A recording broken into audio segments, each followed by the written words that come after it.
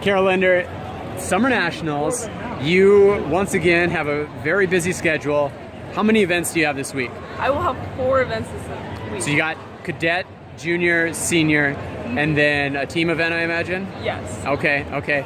In the past, how does this compare with well, I guess, how does this week compare with your Summer Nationals in the past as far as the number of events? It feels really short because I'm used to staying for like youth events and other things like that. But this year I'm really focused on the events that come like sooner in the competition versus like cadet. But I'm excited to fence them because it's my last year fencing cadet. So do you feel, obviously you're fencing fewer bouts, fewer events.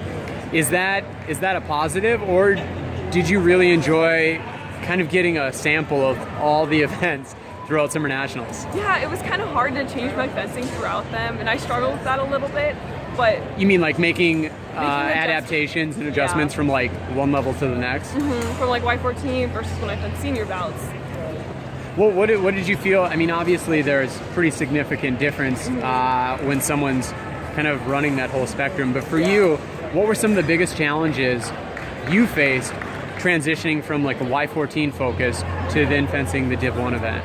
Well, the Y14 focus, sometimes your actions are too complex that they don't understand what's going on. Nothing negative towards them, it's just some of them aren't to that level yet, and that's perfectly fine. I mean, I'm not to the senior level yet, I'm not there, but nothing negative towards that. Do you feel like, is there a downside for that complexity that your opponents might feel when fencing you, or did you feel for you it was purely advantageous in that you could really be experimental with your actions? Yeah, starting off, I struggled to like kind of find a balance between that, but I think eventually I did, and I figured it out. Okay, and then for you, who then moves up to the Div 1 event, how did you feel kind of then fencing in, I guess, with that tempo, that distance, and maybe the complexity of moves that you felt from those competitors? Yeah, well, in the Div 1 event, I really have to focus on the flow of the bout, what action's happening next, and more like finite details to pay attention to. And is there a particular aspect that you really enjoy about those adjustments from each event? Yeah, I really like fencing at the Div 1 level because there's not going to be stupid actions. They know right away. There's nothing dumb like that gonna happen. Much more predictable. Yeah, well, not predictable, but just. But yeah, as far as like, there's a flow. Yeah. There's kind of a system in place. How about with your movement within the fencing world? Bring us up to speed on where you've been since we last interviewed you, which may have been a year ago. All right. So what was before this?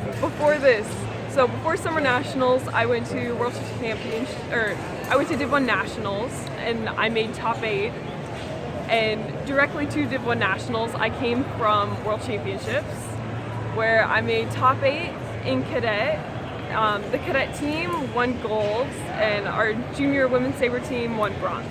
And let's focus there for a minute. Mm-hmm. Being at World Championships and medaling in 2 events, 2 of your 3 events there, how special was it in your last year as a cadet to win gold on the world stage?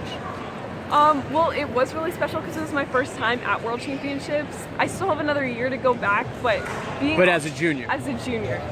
As I get to go back, but the other people on the team were kind of mentors to me. All the 1999 kids, they were like, "Oh, it's okay, Kara, you're like the youngest kid, it's all right. Like, don't worry about it." And so, with that, being able to be on both the cadet and junior teams, winning gold and bronze respectively, which did you feel was more special for you as far as the medaling? Oh, that's hard.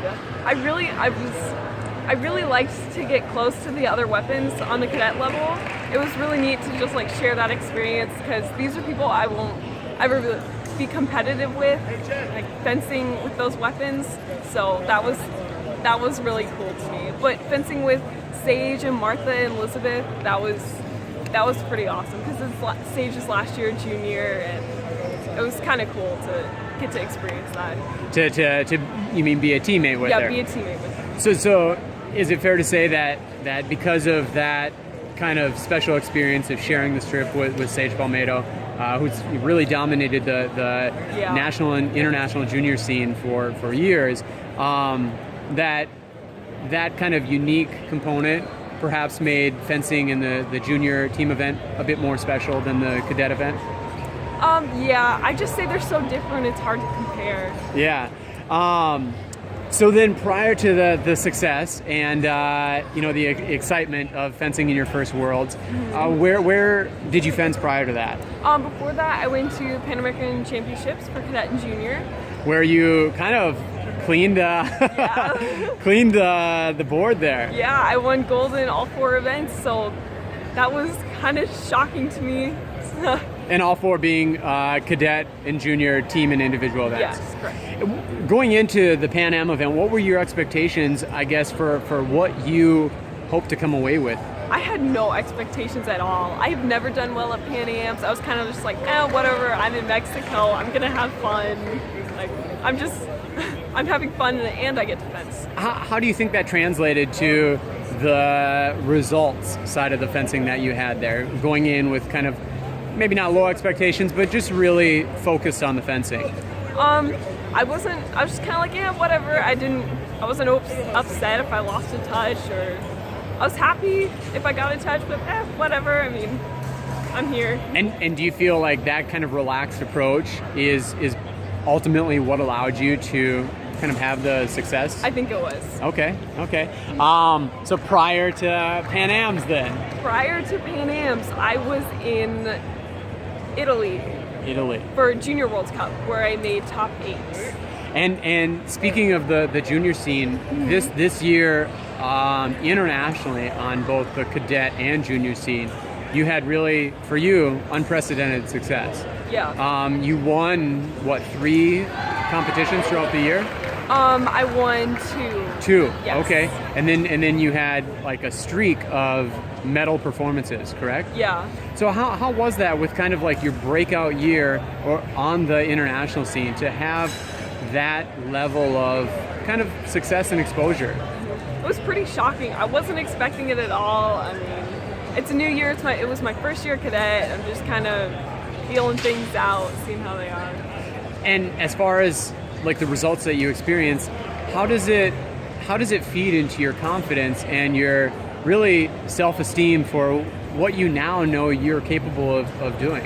It definitely builds my self-esteem, but in another way, it can kind of harm it, because I come from all these huge international tournaments where I'm having really a lot of success, and then I go to NACS, and I feel like people are expecting me to do better and win, but I just kind of lose it sometimes. But I think I've learned to realize that no one expects anything. Yeah, and how much, speaking to those expectations that sometimes accompany success, how do you feel, how much of that expectation or pressure do you feel there is for you, or do you feel like in general you're able to just focus on you?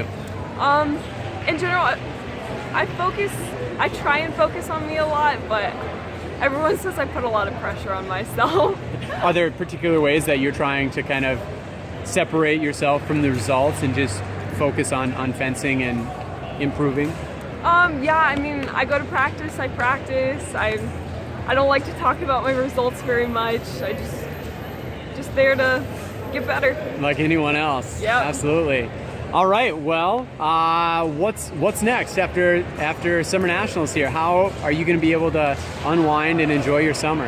Hopefully. I mean, I got a couple other camps that don't include fencing, and I'm excited to go to those. And then we'll non-fencing camps. Non-fencing camps. Whoa! Wait a minute. Tell us about this. So this year, my mom's like, "Yeah, Kara, you really need to invest in some other opportunities coming up." And I'm really into math and science. So I found this camp at Berkeley that I'm going to, which I'm super excited about. But nice. And is this like similar camp format where you're a week away? It's a stay over camp. Yeah, it's like 9 days or something, and it's all about engineering and subsets of that. And I'm really excited. Is there a particular kind of topic within the camp that you're especially looking forward to? Yeah, I'm really looking forward to the biomedical engineering part of it. and they said there was like something on 3D printing and programming, and I'm really into that. So Excellent, excellent. Well, good to hear you have some diversity Yeah. planned into your summer, and best of luck to you. thank you. Thank you, Kara.